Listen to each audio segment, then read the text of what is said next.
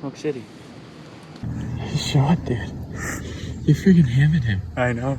I know pump fast. He barely moved. I know, I shut him down. He didn't move. What do you want me to do, dude? I told you, I like cool things. They taste good. I thought it was a deer. So did I. I thought that deer was coming down crossing that river. And then he stepped out and I was like, immediately I grabbed the book. He's dying. He's dead. Oh, he's done. He took 2 steps and fell on his face. Oh, yeah. Just for reference, if you can hear me, I shot a porcupine 5 days ago for the first time in my life. I've been looking for one for 3 years. Their mating season's coming up. They don't have babies right now, but their mating season's coming up. They're always in season in Maine, always. I shot one with a 45 multiple times. It would not die. I just shot that thing with an arrow, took 2 steps and fell on his face. I hammered that thing. Colleen is gonna be so happy with me, dude. She loves porcupine meat. Critter's gonna probably be pissed. Dude, I thought he blew. I heard like a and I thought it was a deer. Yeah, I thought that fawn gave.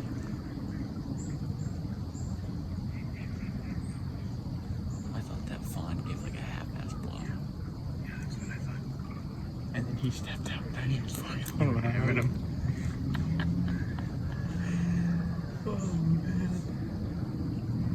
Well, Good shot, dude. this is what happened. Justin and I got in here this morning at like 4:30. We slept here. We probably got into the tree by 5. It's a little bit of a glamour setting up a saddle at night for the first time with 2 guys, but we got it done pretty quick. Probably like 22 minutes. But like we just got out in probably 10, so we're speeding up. Right like before last light, we heard a bunch of crash at the super funnel that we're hunting. And I was like, oh my god, here it comes. And I was getting ready, and the porcupine stepped out. And in Maine, it's 24/7 on porcupines. He stepped out, and I just put the pin on him, let him have it. And that was my first bow kill, so just a porcupine. They taste pretty good. I like eating them, but we're gonna take a look at them.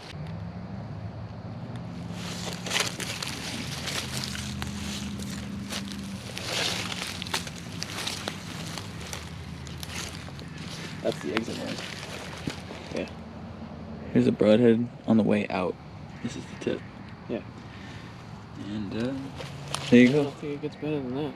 No, that's right through the heart. That's an actual heart shot. That's a legitimate, true heart shot.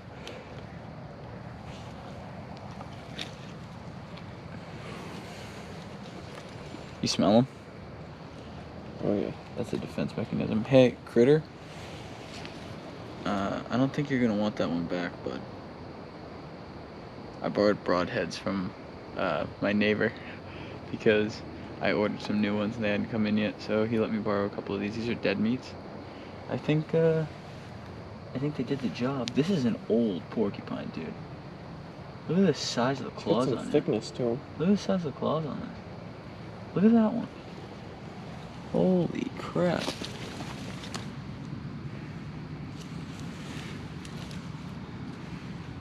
Good sized porcupine.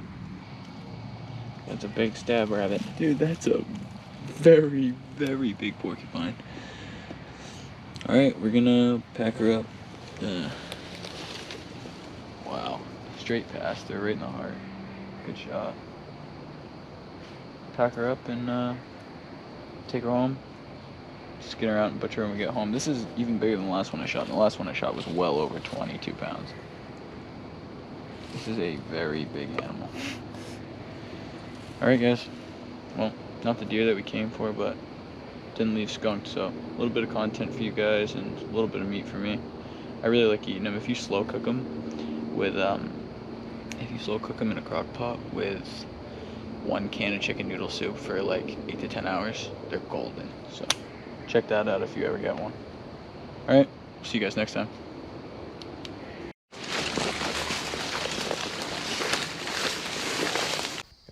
This is the heart of that porcupine. You can see the hole right here, where that's the hole where the arrow came out.